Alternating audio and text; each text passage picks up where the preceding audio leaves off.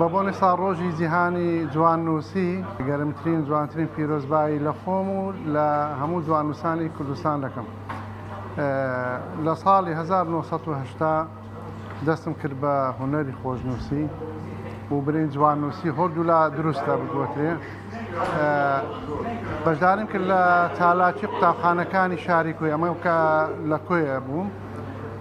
لەو کاتەوە بەشداریم کردیە و لە چەندەها پێشانگای ناوخۆیی و دەرەچی بەشداریم کردیە و خەڵات و ڕێزلێنانم پێشکەش کرا. ئەوەی کە لێرە ئەوەیە ئەو تابلۆی ئاوێنەیە کە نزیکەی 2 مانگ پێوەی ماندوو بوو. هونەرکاریەکی زۆری تێدا کرا. نووسین لەسەر ئاوێنە زۆر زەحمەت و ناخۆشە.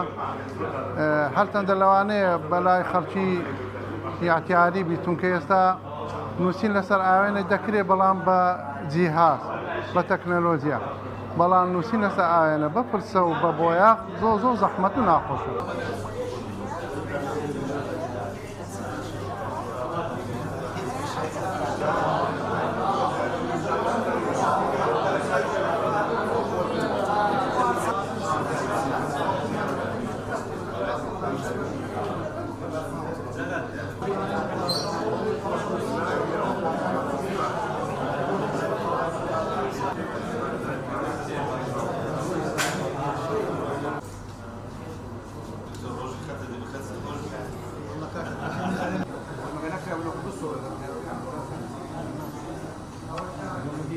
ئەم پیشانگە تایبەتە بە مامۆستای خۆشنووس مامۆستا نەوزاد کۆیی کە یەکێکە لە خۆشنووسەکانی کوردستان.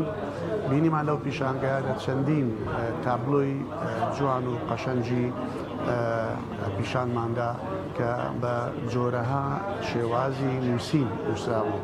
بەڕاستی هونەری خۆشنووسی هونەرێکی زۆر جوانە و هونەرێکی گرنگیشە، یەکێکە لە هونەرە ئیسلامیەکان. لەبەر ئەوە گرنگی پێدان بەم هونەرە گرنگی پێدانە بە زانستە ئیسلامیەکان و بە تایبەتیش کە دەبینین شتێکی جوانی کردبوو مامۆستا نەوزاد. ئەم پیشانگای لە هۆڵی مزگەوتێ کردبووە لە شاری هەولێر کامە یەکێکە لە مزگەوتە هەرە کۆنەکانی شاری هەولێر کە تەمەنەکەی بۆ زیاتر لە 300 ساڵ دەگەڕێتەوە. خۆم وەکو بڵێ پسپۆر نیم، بەڵام دەستخەتیشم باشە، خراپ نییە. دەتوانم بڵێم جیلی ئێمە لە قوتابخانەوە فێر بووین، مامۆستاکانمان دەستخۆش دەستخەتیان جوان بوو، ئێمەشیان فێر دەکرد.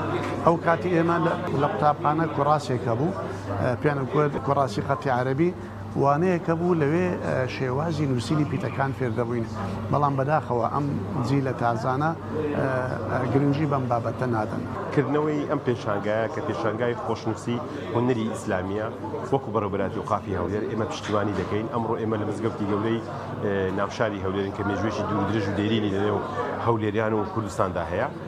ئەو پێشانگایەک ئەمڕۆکایەوە هەمووی تعبیر بوو لە هونەری خۆشنووسی ئاینی پیرۆزی ئیسلام کە مێژوێکی دێرینی هەیە و لەگەڵ ئەوەشدا تێکەڵاوکردنی بابەتی نیشتیمانی و خۆشەویستی بۆ شارەکەت و بۆ ژینگە و بۆ خاکەکەت کە ئەمە هەمووی پەیوەندیدارە بە ئاینی پیرۆزی ئیسلام. ئەمە بەڕاستی بۆ من وەکو بینەری تابلۆیەکان یان وەکو کەسێکەوە ئارەزوم لە بینینی ئەو شێوە تابلۆیانە هەیە زۆر جێی سەرنجڕاکێش بوو و 3 تابلۆ لێرە من دەستنیشانم کردن کە بەڕاستی بۆ من جێگەی بایەخ بوو، جێگەی گرنگی بوو. یەکەمیان ناوی پیرۆزی پێغەمبەرمانە محەممەد صلی الله علیه و سلم خوا لەسەر بیکە بە شێوەیەکی زۆر جوان بە چەند خەڵێک نووسراوە و ئەوی تریشیان بابەتی دروستکردنی تابلۆیەک بوو لەسەر ئاوێنە کە هەستم کرد هونەرمەندی ئازیز مامۆستا نەوزاد زۆر پێوە هیلاک بوو بەڕاستی، چونکە دروستکردنی تابلۆ لەسەر ئاوێنە تااقەتێکی زۆری دەوێت بەڕاستی و نابێ غەڵەت بکرێ و غەڵەت قبول ناکات، چونکە نووسینەکان هەموو پێچەوانە دەبێتەوە.